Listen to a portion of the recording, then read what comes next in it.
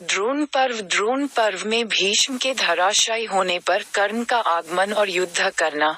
सेनापति पद पर द्रोणाचार्य का अभिषेक। द्रोणाचार्य द्वारा भयंकर युद्ध। अर्जुन का संशप्तकों से युद्ध।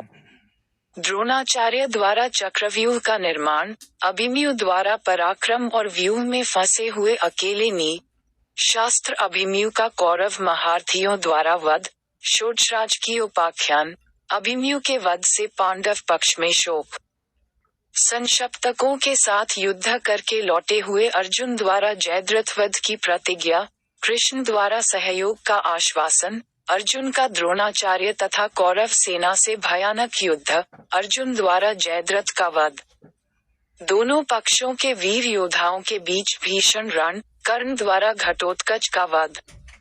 धृष्टद्युम्न द्वारा द्रोणाचार्य का वध। द्रोणाचार्य के सेनापतित्व में अगले 5 दिन के युद्ध का निर्णय। पितामह भीष्म के आहत होने पर आचार्य द्रोण को सेनापति बनाया गया। सेनापति बनने के बाद द्रोण ने प्रतिज्ञा की कि मैं भीष्म की तरह ही कौरव सेना की रक्षा तथा पांडव सेना का संहार करूंगा। मुझे केवल धृष्टद्युम्न की चिंता है, क्योंकि उसकी उत्पत्ति ही मेरी मृत्यु के लिए हुई है। दुर्योधन ने द्रोणाचार्य से प्रार्थना की कि यदि आप केवल युधिष्ठिर को पकड़ लें, तो युद्ध भी रुक जाएगा और जनसंहार भी न होगा। युधिष्ठिर को पकड़ने का षड्यंत्र। द्रोणाचार्य ने वचन दिया कि मैं पूरी शक्ति से युधिष्ठिर को बंदी बनाने की कोशिश करूंगा, पर इसके लिए अर्जुन को युधिष्ठिर के पास से हटाना होगा। इस पर त्रिगत देश के राजा सुशर्मा तथा संसप्तकों ने विश्वास दिलाया कि युद्ध के लिए अर्जुन को चुनौती देंगे और लड़ते लड़ते अर्जुन को दूर ले जाएंगे। उधर पांडवों को कृष्ण ने कहा कि कल कर्ण भी युद्ध में भाग लेगा, अतः अब युद्ध छल प्रधान होगा, इसलिए युधिष्ठिर की रक्षा का पूरा प्रबंध होना चाहिए। इस प्रकार 11वें दिन प्रातः काल दोनों सेनाएं आमने सामने आ डटी। 11वें दिन का युद्ध। आज के युद्ध में आचार्य द्रोणाचार्य सेनापति थे। इन्हीं के साथ दुर्योधन, दुशासन, जयद्रथ, कृतवर्मा, कृपाचार्य, अश्वत्थामा और कर्ण भी थे। पांडव सेना में सबसे आगे अर्जुन थे। अर्जुन को देखकर त्रिगतराज सुशर्मा आगे बढ़े। अर्जुन ने सात्यकी को बुलाकर कहा कि आचार्य द्रोण की पूर्व रचना युधिष्ठिर को पकड़ने के लिए की गई है, तुम सावधान रहना। हमारी सेना का सेनापतित्व धृष्टद्युम्न कर रहे हैं, इससे आचार्य द्रोण डरे हुए हैं। सुशर्मा और संसप्तकों ने तेजी से आगे बढ़कर अर्जुन को चुनौती दी। अर्जुन ने आचार्य द्रोण को नमस्कार करने के लिए 2 तीर छोड़े। आचार्य ने अपने शिष्य को आशीर्वाद दिया। सुशर्मा अर्जुन को लड़ते लड़ते काफी दूर ले गए। शल्य ने भीम को रोका। कर्ण सात्यकी से जूझ पड़े तथा शकुनी ने सहदेव को ललकारा। युधिष्ठिर के साथ केवल नकुल रह गए। तभी यह अफवाह उड़ गई कि युधिष्ठिर पकड़े गए। धर्मराज के पकड़े जाने की खबर सुनकर अर्जुन तेजी से युधिष्ठिर के पास पहुंचे। अर्जुन ने देखा युधिष्ठिर सुरक्षित हैं। अर्जुन के आते ही आचार्य द्रोण ने युधिष्ठिर को पकड़ने की आशा छोड़ दी। 12वें दिन का युद्ध। आज फिर त्रिगतों ने अर्जुन को ललकारा और लड़ते लड़ते उन्हें दूर ले गए। जब अर्जुन लड़ते लड़ते उन्हें दूर ले गए, जब अर्जुन युधिष्ठिर की ओर लौटने लगे तो रास्ते में राजा भगदत्त ने हाथी पर सवार होकर अर्जुन का रास्ता रोक लिया और अपशब्द भी कहे। भगदत्त को मार डाला। इधर द्रोणाचार्य ने युधिष्ठिर को पकड़ने की बहुत कोशिश की। सत्यजित युधिष्ठिर के रक्षक थे। सत्यजित ने द्रोणाचार्य के घोड़े मार दिए तथा रथ के पहिए काट दिए। द्रोणाचार्य ने अर्धचंद्र बाण से सत्यजित का सिर काट दिया। सत्यजित के मरने पर युधिष्ठिर रण क्षेत्र से लौट आए।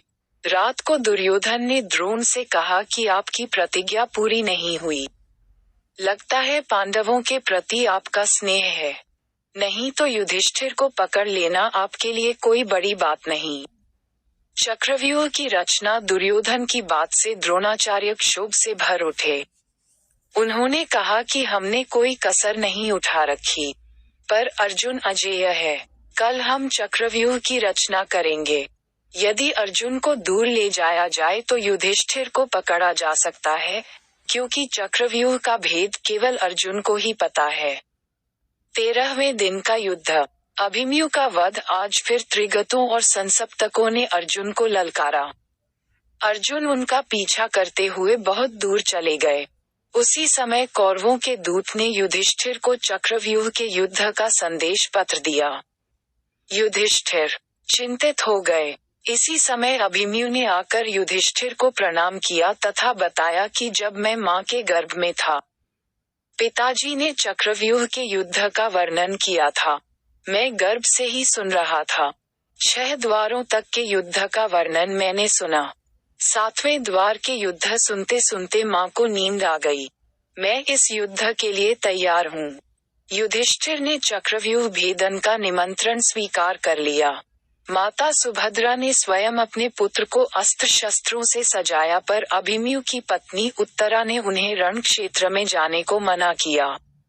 अभिमन्यु ने अपनी पत्नी उत्तरा को समझाया और चक्रव्यूह के द्वार गए। चक्रव्यूह के पहले द्वार पर जयद्रथ थे। अभिमन्यु ने जयद्रथ पर बाण चलाया तथा व्यूह को भेद कर भीतर पहुंच गया। भीम तथा अन्य पांडव वीर भीतर न जा सके। अभिमन्यु ने दूसरे द्वार पर द्रोणाचार्य को, तीसरे पर कर्ण को तथा चौथे द्वार पर अश्वत्थामा को हटाकर 5वें द्वार पर बढ़ गया। कर्ण की सलाह पर 7 रथियों ने अभिमन्यु को घेर लिया। अभिमन्यु ने घोर संग्राम किया, पर चारों ओर से प्रहार होने पर वह घायल हो गया। उसका सारथी मारा गया, घोड़े भी घायल होकर गिर पड़े। वह तलवार लेकर आगे बढ़ा, पर उसकी तलवार कट गई। अब वह रथ का चक्र लेकर टूट पड़ा। तभी दुर्योधन के पुत्र लक्ष्मण ने अभिमन्यु के सिर पर गदा फेंक कर मारी। अभिमन्यु घायल हो गया, पर उसने वही गदा लक्ष्मण की ओर फेंकी। अभिमन्यु तथा लक्ष्मण दोनों के प्राण एक साथ निकल गए। कौरवों को अभिमन्यु के वध का हर्ष तथा लक्ष्मण की मृत्यु का शोक हुआ। अभिमन्यु की मृत्यु से पांडव शोक में डूब गए। ये समाचार पाकर सुभद्रा और उत्तरा विलाप करती हुई चक्रव्यूह के 7वें द्वार पर पहुंच गईं। सुभद्रा अपने पुत्र का सिर गोद में लेकर बिलख बिलख कर रो पड़ी। उत्तरा ने सती होने की इच्छा प्रकट की, पर उसके गर्भवती होने के कारण सुभद्रा ने मना कर दिया। उस दिन के युद्ध त्रिगतों और संसप्तकों को पूरी तरह नष्ट करके अर्जुन लौटे तो चक्रव्यूह के युद्ध में अभिमन्यु के मारे जाने का समाचार मिला। वे अत्यंत व्याकुल हो उठे। श्री कृष्ण ने अर्जुन को सांत्वना दी तथा कहा कि अभिमन्यु की मृत्यु का कारण जयद्रथ है, क्योंकि उसे शंकर से यह वरदान मिला हुआ है कि अर्जुन को छोड़कर बाकी चारों पांडव तुम्हें नहीं जीत सकते। इसीलिए उसे पहले द्वार पर रखा गया था कि भीम आदि चक्रव्यूह में प्रवेश न कर सकें। तब अर्जुन ने प्रतिज्ञा की कि कल सूर्यास्त से पहले यदि जयद्रथ का वध मैं नहीं कर सका तो अपना शरीर भी अग्नि को समर्पित कर दूंगा। अर्जुन की प्रतिज्ञा सुनकर जयद्रथ कांपने लगा। द्रोणाचार्य ने आश्वासन दिया कि वे ऐसा व्यूह बनाएंगे कि अर्जुन जयद्रथ को न देख सकेगा। वे स्वयं अर्जुन से लड़ते रहेंगे तथा व्यूह के द्वार पर स्वयं रहेंगे। 14वें दिन का युद्ध। जयद्रथ का वध। इस दिन द्रोणाचार्य ने शकट व्यूह बनाया तथा जयद्रथ को बीच में रखा। अर्जुन आज बड़े आवेश में थे। उन्होंने द्रोणाचार्य से घनघोर युद्ध किया, पर जीत की आशा न देखकर उनकी बगल से व्यूह के भीतर प्रवेश कर गए। युधिष्ठिर ने अर्जुन की रक्षा के लिए सात्यकी तथा भीम को भेजा। इसी समय भूरिश्रवा ने सात्यकी पर हमला किया। वह सात्यकी को मारना चाहता था कि अर्जुन के बाणों से उसके हाथ कट गए। वह गिर पड़ा तथा सात्यकी ने उसका सिर काट दिया। देखते ही देखते सूर्य डूब गया। अर्जुन ने अपना गांडीव उतार लिया। दुर्योधन बहुत प्रसन्न था। अर्जुन के भस्म होने के लिए चिता बनाई गई। दुर्योधन ने अर्जुन के चिता में जलने का दृश्य देखने के लिए जयद्रथ को भी बुला लिया। अर्जुन बिना शस्त्रों के चिता पर चढ़ने लगे तो कृष्ण ने कहा कि क्षत्रिय अपने अस्त्र लेकर चिता पर चढ़ते हैं। जैसे ही अर्जुन ने अक्षन तूणीर बांधकर अपना धनुष लिया, तभी कृष्ण ने कहा शत्रु सामने है, वह बादलों में छिपा है। कृष्ण के कहते ही अर्जुन का बाण छूटा तथा जयद्रथ का सिर आकाश में ले गया। कौरवों में गहरा शोक छा गया तथा पांडवों में हर्ष। अब पांडवों में अगले दिन के युद्ध का विचार होने लगा। कृष्ण ने कहा कि कल हो सकता है कर्ण अर्जुन पर इंद्र से मिली अमोघ शक्ति का प्रयोग करे। घटोत्कच की मृत्यु कृष्ण ने प्रस्ताव रखा कि भीम का पुत्र घटोत्कच राक्षसी स्वभाव का है, वह अंधेरे में भी भयंकर युद्ध कर सकता है। यदि वह कल रात के समय कौरवों पर आक्रमण करे तो कर्ण को उस पर अमोघ शक्ति चलानी होगी। घटोत्कच ने रात के अंधेरे में ही कौरवों पर हमला कर दिया। धूल से आकाश ढक गया, वर्षा होने लगी, कंकड़ पत्थर आकाश से गिरने लगे। दुर्योधन घबराकर कर्ण के पास गया। कर्ण पहले तो टालते रहे, पर दुर्योधन को अत्यंत व्याकुल देखकर अमोघ शक्ति लेकर निकला तथा उसने घटोत्कच पर अमोघ शक्ति का प्रयोग कर दिया। घटोत्कच मारा गया, पर कर्ण को ये चिंता हुई कि अब उसके पास अर्जुन के वध के लिए कोई शक्ति नहीं रही। 15वें दिन का युद्ध द्रोणाचार्य का निधन रात के आक्रमण से कौरव बहुत क्रोधित थे। आज द्रोणाचार्य भी बहुत क्रोधित थे। उन्होंने हजारों पांडव सैनिकों को मार डाला तथा युधिष्ठिर की रक्षा में खड़े द्रुपद तथा विराट दोनों को मार दिया।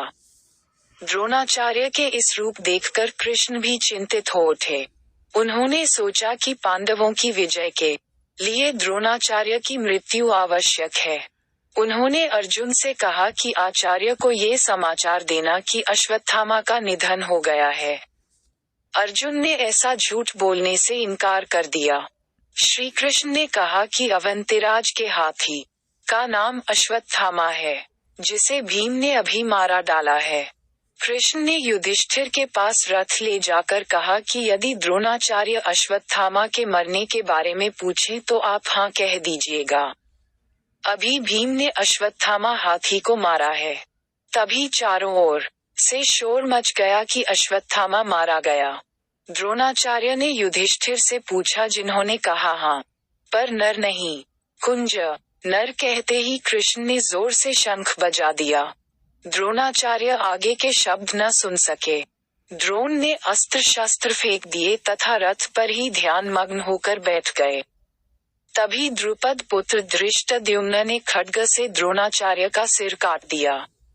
द्रोणाचार्य के निधन से कौरवों में हाहाकार मच गया तथा अश्वत्थामा ने क्रोध में आकर भीषण युद्ध किया, जिसके सामने अर्जुन के अतिरिक्त और कोई न टिक सका।